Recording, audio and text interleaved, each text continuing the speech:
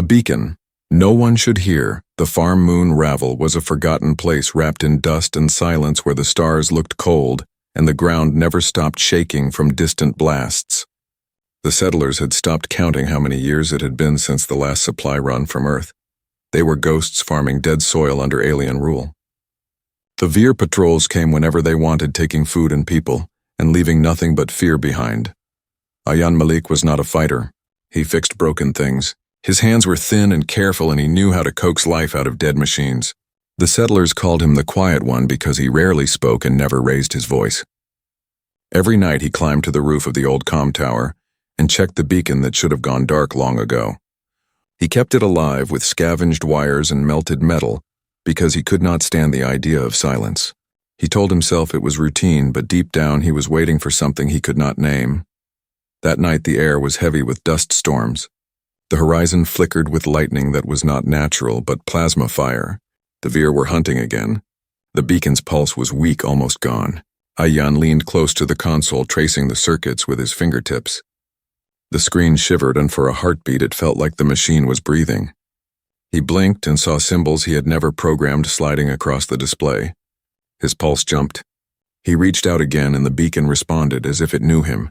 The signal that went out was not just a distress call. It was a cry layered with something ancient, something buried in human code. Deep in space, a forgotten network stirred. Ayan did not know that yet. He only felt a warmth in his chest and the sharp sting of fear, because power meant attention, and attention meant the Veer. Minutes later, the sky burned red. A patrol ship swept low over the valley. The settlers scattered into bunkers. Ayan ran toward the lower fields where his friend Lena was herding families into tunnels. The beacon tower exploded behind him. He fell hard, and when he looked up, he saw the wreckage sparking like a dying star. He wanted to curse himself for waking something that should have slept, but then he saw the beacon still pulsing in the dust, steady and alive. He reached the tunnels, just as the first shockwaves hit. Inside the dim space, people cried quietly, children clutching old toys. Ayan tried to steady his breathing. He thought of the beacon still sending its call. He thought of the Veer ships dropping like knives. He thought of Earth far away and silent. Maybe the stories were true, maybe Earth was ash, maybe no one would come. Hours passed. The attacks stopped. When Ayan climbed back to the surface, he saw the ruins of the comm tower still glowing faint blue. He walked closer, and the air hummed around him. The beacon signal was different now, slower, deeper. On the cracked screen, words formed in human letters. We heard, "Hold on." His throat tightened. He touched the message once, then again, to make sure it was real. For the first time in years, he smiled. He ran back to the tunnel, shouting that someone had answered. The settlers stared at him, unsure whether to hope or to hide. They had seen too many false lights. But Lena looked at him and saw the fire in his eyes, and she believed.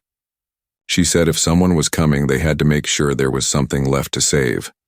By morning, they had turned the tunnels into traps filled with burning oil and pressure charges from mining stock. Ayan guided them, building defenses from scraps of old tech. When the Veer came again, they met fire and smoke instead of surrender. The fight was brutal and uneven, but human stubbornness carried it through. When the dust cleared, the aliens were gone, leaving behind only wrecked machines and the silence of shock. Ayan stood at the edge of the crater where the tower had been and watched the faint light on the horizon. He did not know who had sent the message or how far they were, but he knew the meaning. Someone human was still out there listening. Someone had heard their cry. He whispered to the wind that he would hold on no matter. What came next? In that moment, on a ruined moon at the edge of forgotten space, the spark that would ignite the greatest return in human history was born. Kestrel and the people who refused to quit. The days after the beacon changed everything on Ravel. The settlers who had once whispered only of survival now whispered of hope. The message we heard, "Hold on," spread like fire among the tunnels and farms, and even those who doubted could not stop looking at the sky. Ayan Malik became the strange center of it all, the quiet mechanic who somehow called the stars. He did not feel like a hero. His hands still shook from the last battle, and every sound of engines made him think the Veer had returned. Yet in his chest burned a small, fierce belief that help was truly coming. Help came not as a fleet or army, but as a single battered ship that fell through the clouds one gray morning, trailing smoke and thunder. The settlers ran for cover, thinking it was another attack, until Ayan saw the human distress code flashing across its hull. He sprinted through the dust and heat until he reached the crash site. The ship was old and ugly, patched with mismatched plating and rust, but alive. Its name was Kestrel. From the broken ramp stepped a tall woman in a captain's coat, carrying herself like she had never once backed down from anything.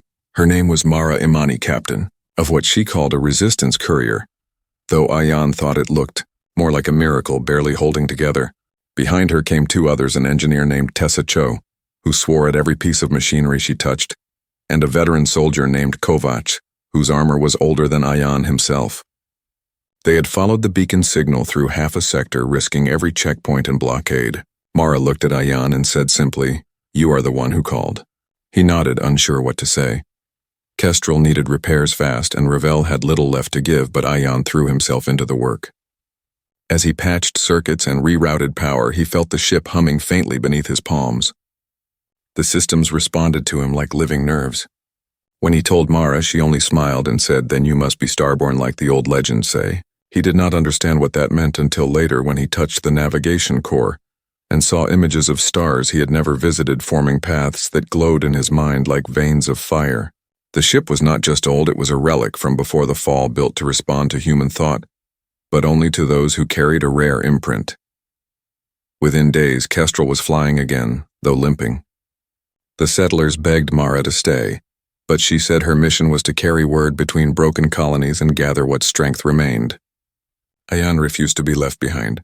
He told her that Ravel would not survive another raid, and that he could help find the others who were still calling for help. Mara studied him for a long time and then said, "If you come aboard, you fight for more than Ravel. You fight for every soul still breathing human air." He agreed without hesitation. Kestrel's interior was cramped and full of noise, the hum of life support, the rattle of patched engines, the constant chatter of Tessa, who could turn fear into laughter just by talking. Kovac watched Ayan with the patience of an old teacher, explaining how fear was a tool if you learned to hold it right. Mara spent most hours at the helm eyes scanning maps filled with red marks where colonies had fallen. She told Ayan that once humanity had stretched across hundreds of worlds, but now only a handful remained, and most of those were silent. Their first mission together came sooner than expected. A coded transmission from a nearby mining outpost warned of a Veer detachment moving in to harvest resources and slaves. Mara wanted to avoid it, but Ayan reminded her that those people might have been the ones who heard the beacon. She hesitated, then ordered the jump. Kestrel's engines screamed but held, and they dropped into the system under the shadow of asteroids glowing with heat. The outpost was already burning. The crew moved fast. Kovacs and Mara led the settlers in makeshift armor, while Tessa hacked power conduits to overload the Veer shields. Ayan connected to the ship's core from the surface, guiding its weapons by thought alone. For the first time, he felt the raw weight of being Starborn. Every pulse of energy drained him, but every strike saved lives. They drove the Veer away, leaving behind wreckage and survivors who stared at them like legends. When the battle ended, Mara looked at Ayan and said quietly, "You just painted a target on us all." He knew she was right.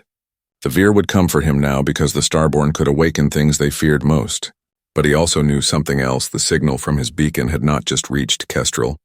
Somewhere out there, another human force had heard and had started to move. As Kestrel rose from the burning outpost, Ayan looked through the viewport at the stars scattered like embers and whispered a promise to the darkness that he would keep calling and that Earth would answer. "We build when others break." Kestrel drifted through cold space, patched together with pieces of scavenged metal and the courage of its crew.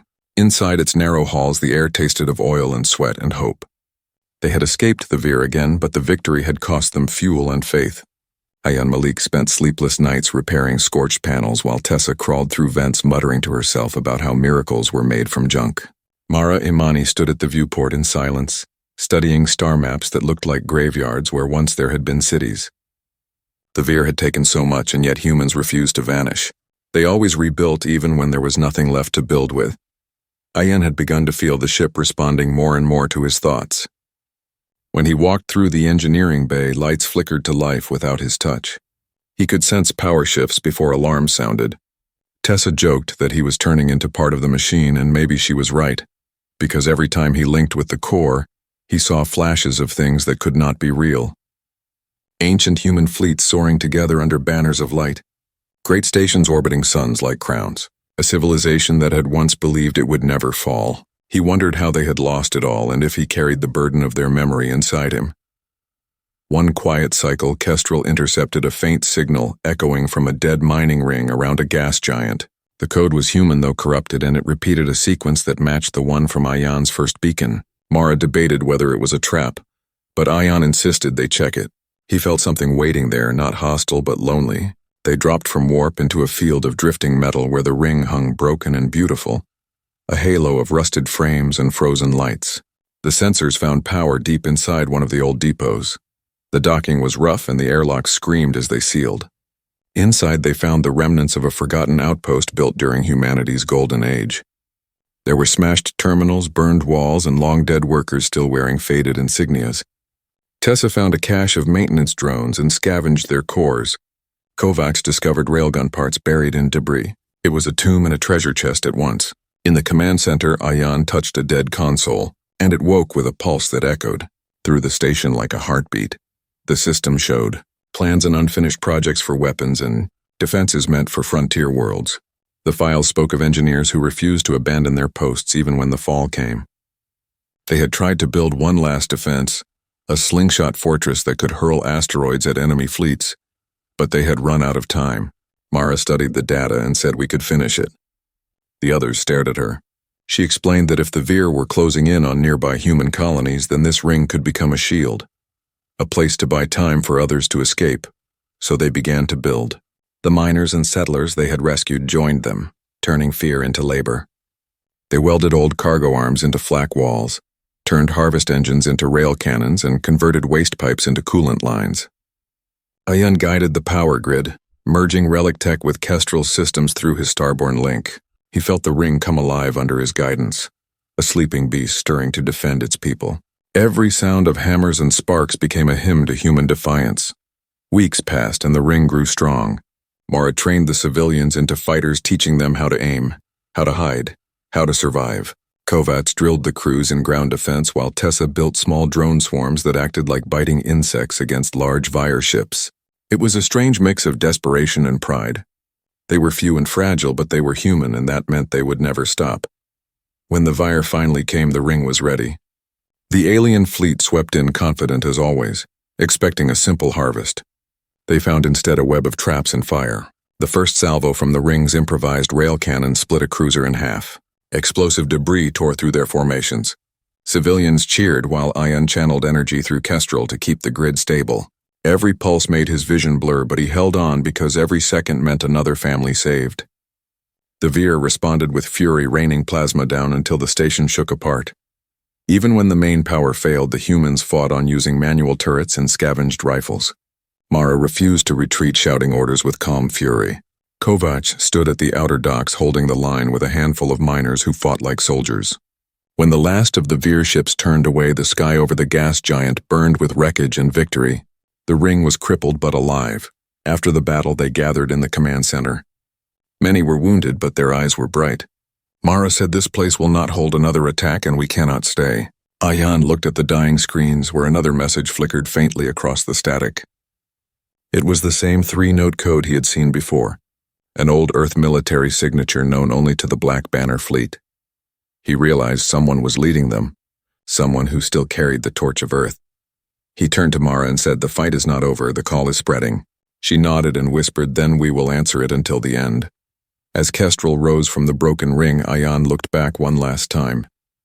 The fortress they had built from scraps glowed weakly in the darkness, proof that humanity could still make strength out of ruin. In that silent moment among drifting wrecks, he felt certain that Earth's most feared fleet was closer than anyone dared believe. The traitor. We needed to hear the light of dying stars shimmered against Kestrel's hull as it drifted through the quiet edge of the Persid Drift, where wreckage from forgotten wars floated like memories.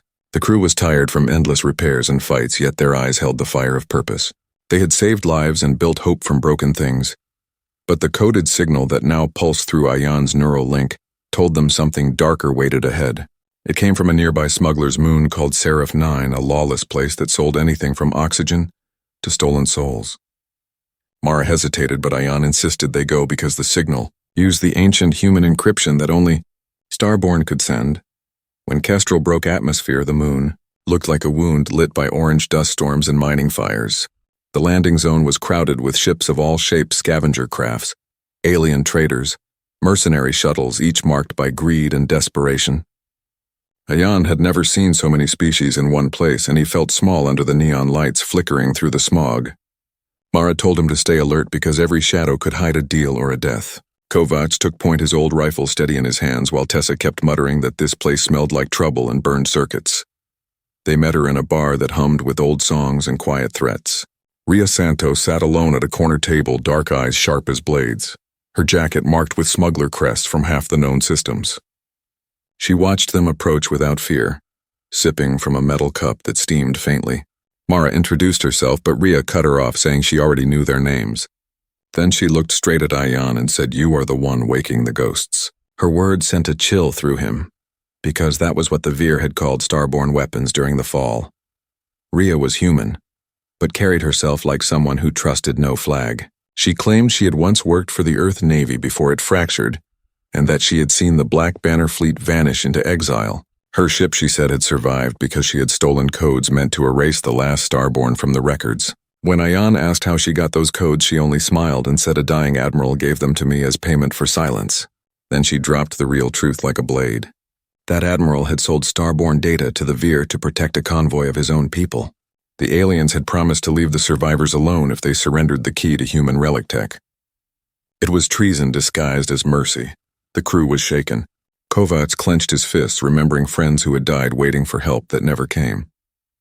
Tessa swore under her breath, calling the deal the worst kind of betrayal. Mara stared at Ria, trying to read whether she was lying. Ayan felt torn between rage and pity, because he could imagine the admiral believing he was saving at least a piece of humanity, even as he doomed the rest. Ria said she had followed the echo of Ayan's beacon, because it matched the stolen code, and that meant the signal was reawakening networks the Vir still feared. She also warned that the aliens were building something called the Star Furnace, a weapon meant to ignite planets using captured energy from human relic cores. If it was real, then entire colonies could vanish before they ever had a chance to fight back. Mara demanded proof, so Ria offered coordinates to a relay station deep in Vir territory, where data on the weapon was stored. It would be suicide to go there, but Ayan felt the pull of the signal like gravity. He told Mara that if the furnace was real, they could not ignore it. The crew argued for hours aboard Kestrel. Mara wanted to protect what few survivors they had found and keep building resistance cells. Kovacs believed striking first was the only way to show humans were still dangerous. Tessa wanted to trust Ria, but only halfway because she still smelled like secrets. In the end, Mara made the call. They would go. She said if humanity had been betrayed once, it would not be betrayed again while she commanded. The journey to the relay was slow and tense. Ria guided them through hidden routes she had used for smuggling weapons past Vir blockades. Ayan worked at the navigation core linking with Kestrel until his head ached and his heartbeat matched the rhythm of the ship. Through him, the vessel felt alive, steering between mines and debris like it could see through the dark. When they reached the relay's orbit, the crew saw a fortress built into a dying moon glowing with alien power lines. They descended in silence, cloaked by stolen transponder codes. Ayan could feel another presence inside the relay, not quite human but familiar, like a voice half remembered from a dream. He whispered to Mara that something was calling him from within the core. She told him to stay focused, but deep down she knew what it meant. The Starborn network was waking faster than anyone understood. Inside the relay, they moved through halls lined with black crystal humming softly. Ria led them to the main chamber where data conduits pulsed like veins. Ayan touched one and light flooded through his mind. He saw flashes of worlds burning and vast engines drawing power from suns. He saw the star furnace real and almost complete. But beneath that horror, he felt another signal buried deep within the system. A human signature older than his own beacon, repeating 3 notes again and again. It was the same code from the Black Banner fleet. Someone inside the Vir network was still fighting back. When they escaped, the relay alarms screamed and ships launched to intercept them. Kestrel roared through the chaos, half blind but alive. As the stars stretched back into normal space, Mara turned to Ayan and asked what he had seen. He looked at her and said, "Someone from Earth is still out there and they are waiting for us." The words filled the silent bridge with a dangerous kind of hope. They all knew the next step would decide whether humanity rose again or vanished forever. A promise spoken out loud. The sky above Ravel burned with distant fires, and the ground trembled beneath the weight of fear. The Veer had returned in greater numbers than before, their black ships cutting shadows across the horizon and their engines pulsing with deadly intent.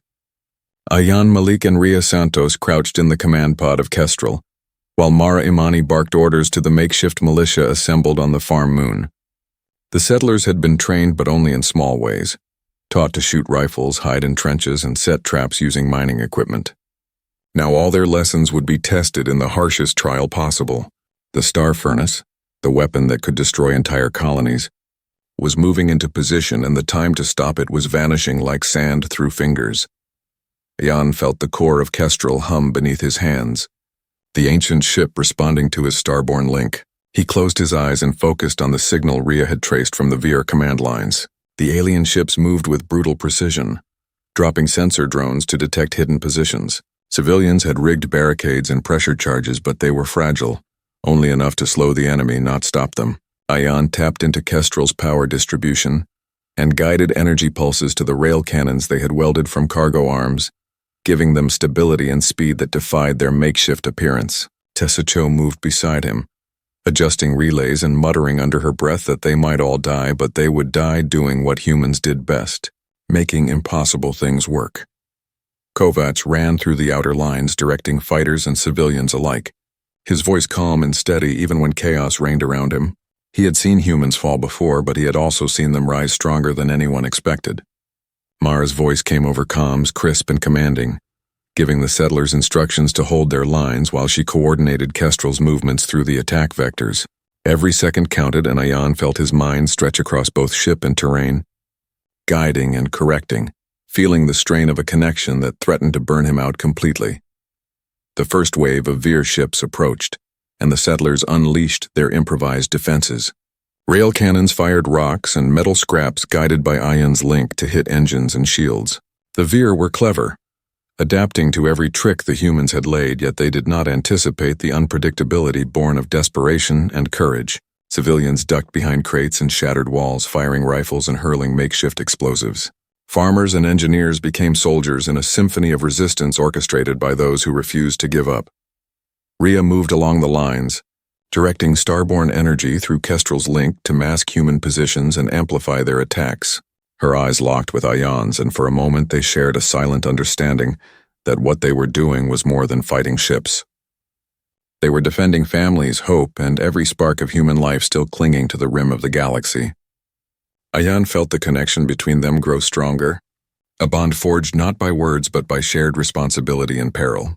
A civilian child, no older than 10, clutched a rusted metal beam and aimed a small rail launcher with trembling hands. Ayan saw her fear and determination and whispered into the link that she could do it, guiding her aim. The shot struck the lead Veer fighter, sending it spinning into the debris field.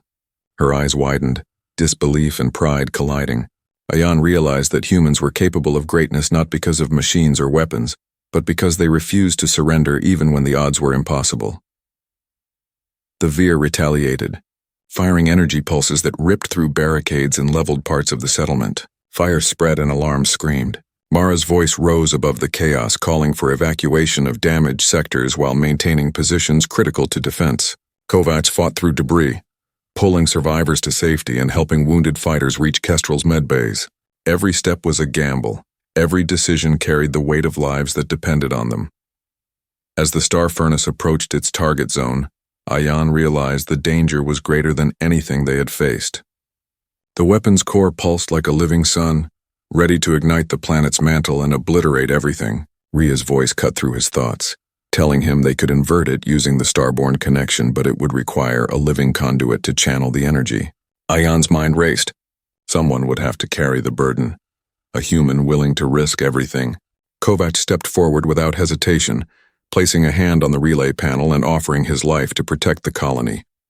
Ayan felt the link surge as energy coursed through the old veteran, his body burning with the strain as the star furnace began to invert, redirecting its destructive force into a nearby asteroid field. The Veer flagship exploded under the redirected energy, and for a heartbeat the galaxy seemed to hold its breath. Smoke and debris filled the horizon, but the colony had survived. Civilians emerged from shelters and trenches, faces smeared with soot, eyes wide with relief and disbelief. Ayan lowered his hands from the link, exhausted but alive, feeling the weight of what they had just accomplished. He looked at the child who had fired the first shot and whispered a promise that he would bring back her parents, speaking the vow aloud so that it could not be broken. The survivors gathered around Kestrel as the alien fleet retreated, battered and defeated. Mara surveyed the damage, noting that while they had won, the cost had been steep. Fires would need to be put out, barricades rebuilt, and trust repaired among those who had faced terror for the first time. Yet in that moment there was a spark stronger than fire or metal, a proof that humans could take the worst and still stand taller.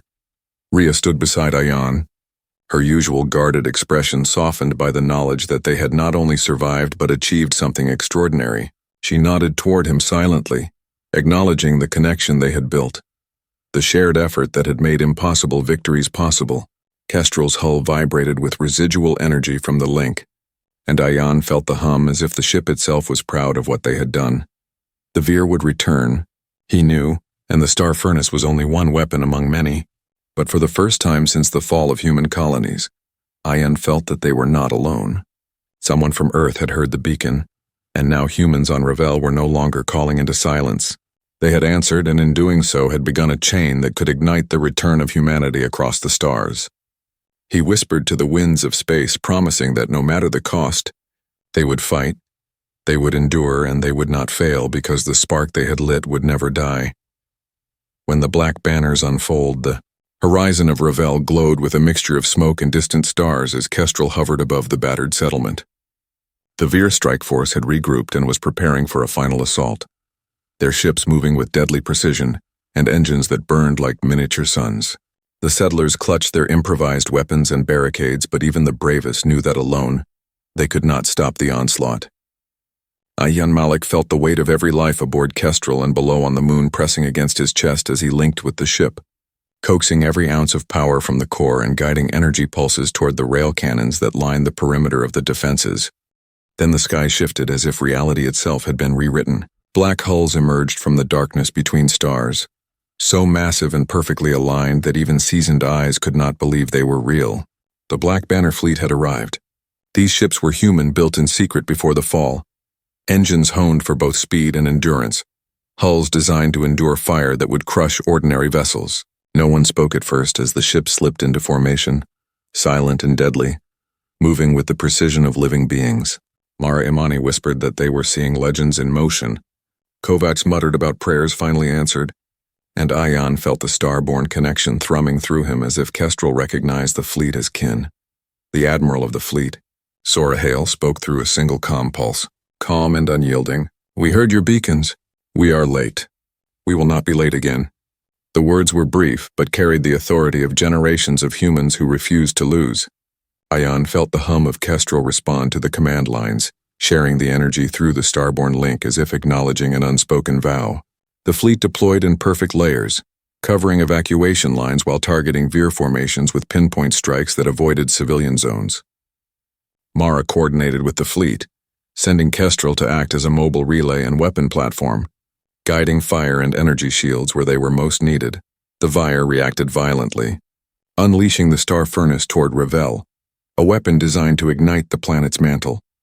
Ayan and Rhea Santos linked their minds to Kestrel, merging their Starborn abilities to interact with the fleet's lattice systems.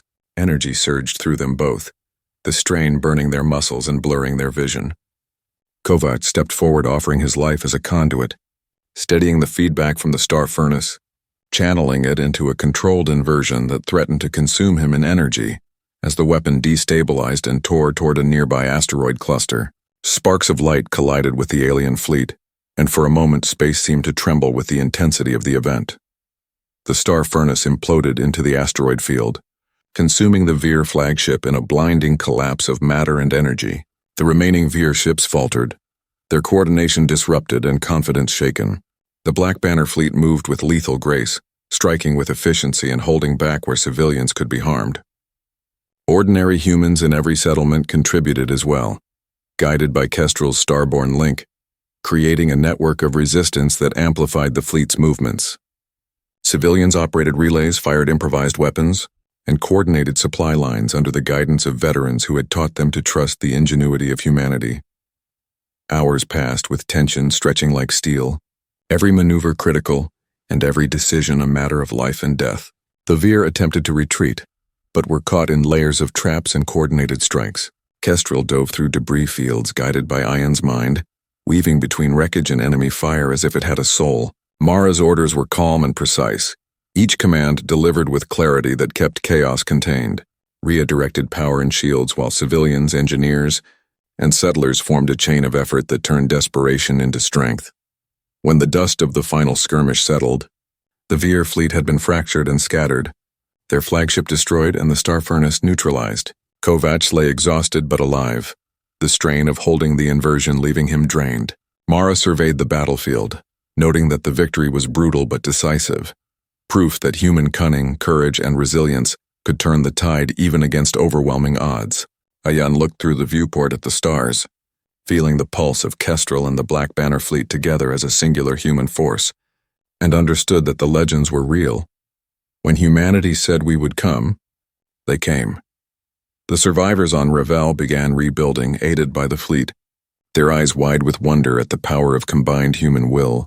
The Veer were not destroyed completely, but their fear and respect for human determination had been cemented. Ayan and Rhea shared a moment of quiet relief, knowing that their bond and the Starborn link had made the impossible achievable. The fleet would not leave immediately, their presence a shield against further raids, and the promise of human unity had begun to shine across the sector. The Black Banner fleet signaled a temporary ceasefire with the Veer, establishing control over evacuation corridors and ensuring that settlements could recover. Ayan knew the war was not over, but he also knew that the spark that had been lit could never be extinguished. Humans had shown that ingenuity, courage, and sacrifice could overcome even the deadliest weapons, and the Starborn were no longer just a legend. They were a bridge to the rebirth of humanity among the stars. As Kestrel and the fleet prepared to stabilize the colonies and regroup for future operations, Ayan whispered to himself a promise that humanity would rise stronger, and no one would be left behind. The black banners had unfolded across the void, and human determination shone brighter than any star, a force that the galaxy could not ignore. We come for our own. The black void above Ravel was filled with the distant hum of engines and the faint glimmer of stars untouched by war. The Black Banner fleet lingered at the edge of the system, a protective shadow that allowed the settlers to breathe for the first time in decades. Kestrel hovered among them, her hull scarred but alive, her systems humming faintly as if proud of the battles they had survived. Ayan Malik stood on the bridge, staring at the horizon, feeling the weight of everything that had been lost and everything they had fought to save. The star furnace had been destroyed, the Veer scattered, but a final strike force was forming in deep space, angry and desperate, seeking revenge against those who had defied them. Rhea Santos moved silently beside him, her eyes scanning the fleet. She had guided them through impossible danger, and now faced a moment that would define humanity's standing among the stars. The connection between her and Ayan pulsed stronger than ever, their starborn gifts intertwined like threads of light through the fabric of space. They could sense every movement of the enemy, every potential strike, and the possibilities of defense. Kestrel responded to their thoughts as if it were alive, its engines and weapons perfectly aligned to their combined will. The Veer strike force emerged like shadows erupting from a rift in the void. Their ships were larger, faster, and angrier than any they had faced before. Civilians scrambled to stations, reinforced barricades, and improvised weapons, yet even in fear, there was no panic. Mara Imani's voice cut through the comms, steady and commanding. Every human in the system had a role. They would fight, not for glory, but for survival, for their families, and for the spark of humanity that refused to die. Ayan and Rhea extended their link into the human network. Through Kestrel and the fleet lattice, their starborn energy flowed to every willing human in the colonies. Farmers guided drones. Miners repurposed drills into rail weapons. Teachers sent code sequences that reprogrammed defenses. Children carried messages and supplies, and even the smallest acts of courage fed into the network. It was a living system of intent and determination. Ordinary humans amplifying the power of the starborn gifts. Every heartbeat, every choice strengthened the defenses, and the Veer ships found themselves trapped in a web of human will that no weapon could fully pierce. Kestrel led the first wave of counterattacks, weaving through debris fields and firing bursts guided by Ion's mind. Rhea coordinated the shields and relays, keeping civilians safe while striking with precise timing that forced the enemy to scatter. The Black Banner fleet flanked the Veer from every side, using tactics honed over centuries, showing discipline, intelligence, and mercy that no alien enemy had expected. Every strike was calculated, every defense anticipated, and the human force moved as one, a living proof that courage and unity could overcome sheer destructive power. The final confrontation brought the Veer flagship into view, its massive hull bristling with weapons and energy spikes. Ion and Rhea linked fully with Kestrel and the fleet's lattice, pouring every ounce of their combined starborn power into the network. Civilians and fighters alike felt the surge, their minds and hearts synchronized in a single purpose. The flagship faltered, unable to predict or resist the coordinated human effort, and a precise volley from the fleet shattered its core. Debris scattered across space and silence followed, heavy but victorious. Mara's voice carried over the comms, announcing the surrender of the remaining Veer forces. They had underestimated humans, believing that scattered colonies could be broken. They had learned that humans could build strength from ruin, unite in impossible circumstances, and fight with a determination that transcended any technology. Ion felt the weight lift from his shoulders, but also knew the cost. Lives had been lost, sacrifices made, and some scars would never heal. Yet the spark of humanity had survived and grown stronger. The survivors gathered on Ravel and nearby colonies, embracing, rebuilding, and honoring those who had given their lives. Kovacs was remembered not just for his sacrifice but for teaching everyone that courage was not absence of fear, but mastery over it. Rhea finally allowed herself to rest among them, understanding that trust had been earned through shared struggle. Kestrel rose slowly from the surface, its hull glinting in the light of distant stars, carrying the promise of exploration and protection. Ion looked to the stars and whispered a vow, a promise spoken aloud that the beacon would never be silent again. Humans would come for their own, and no colony would be left to fall unnoticed. Children watched as the Black Banner fleet departed, their eyes wide with awe and inspiration, imagining the legends they would one day become. The Starborn gifts were no longer a secret, but a bridge to a united humanity that could rise from the ashes of the past. As the stars stretched infinitely ahead, Kestrel climbed toward the void, carrying humans with hearts unbroken, spirits unyielding, and the certainty that together they would endure beyond every darkness. The galaxy had learned that when humanity answered a call, it came fully, with courage, ingenuity, and the unshakable will to survive. The story of Ravel was finished, but the legacy had just begun, and somewhere among the stars, every survivor knew that no one would ever face the void alone again. The end of silence. The galaxy was quiet but not empty. The stars shimmered like distant promises, and the settlements of humanity breathed for the first time in centuries. Kestrel floated above Ravel, her hull scarred from battles but her engines steady and alive. Ayan Malik stood at the bridge, feeling the pulse of the ship and the hearts of every human who had fought and survived. The Black Banner fleet had withdrawn to orbit, and the Veer were retreating, broken and humbled. The settlers were rebuilding their homes, and their courage had become a shield stronger than any metal. Ayan's hands hovered over the control panel, feeling the hum of Kestrel as if the ship itself understood what had been accomplished and what still lay ahead. Rhea? Santos walked beside him, her eyes scanning the stars. With a careful calm that hid the exhaustion of battles fought and won, they had faced impossible odds and survived because humanity refused to surrender. Her starborn link with Ayan pulsed steady and warm, reminding them both that this victory was not the work of one person or one ship, but of every human heart connected in purpose. The survivors of Ravel and the surrounding colonies were speaking of hope and of legends reborn, and children played among the repaired buildings, laughing without fear for the first time in years. Mara Imani coordinated supply runs and defensive drills with efficiency and patience, teaching everyone that even in victory, preparation and unity must continue. Kovacs had passed on, but his lessons remained. Every civilian who had learned courage under fire carried his spirit in their actions. The Black Banner fleet had left clear instructions and protections while they returned to patrol distant sectors, ensuring that humanity's recovery would not be interrupted by alien vengeance or neglect. Ayan and Rhea watched as humans who had once been terrified and scattered now worked together, building schools and farms and communication arrays ready to connect with the wider human network. The Starborn connection had expanded, beyond just Ayan and Rhea linking Kestrel to the fleet. Now humans in every settlement who focused their minds could lend intent and energy to the network guiding defenses, amplifying signals, and protecting one another. It was no longer a secret power, but a living bridge connecting human hearts and minds across light years. The galaxy had learned to fear what humans could, do not just with weapons but with courage and unity. And the Veer had understood that humanity would never again be silent or divided. Ayan turned to Rhea and spoke softly. That they had done it, and she nodded. They had carried the impossible together, and every survivor who had joined their cause would carry the story forward. They looked out at the horizon where distant stars twinkled like eyes watching, and felt the weight of responsibility mixed with exhilaration.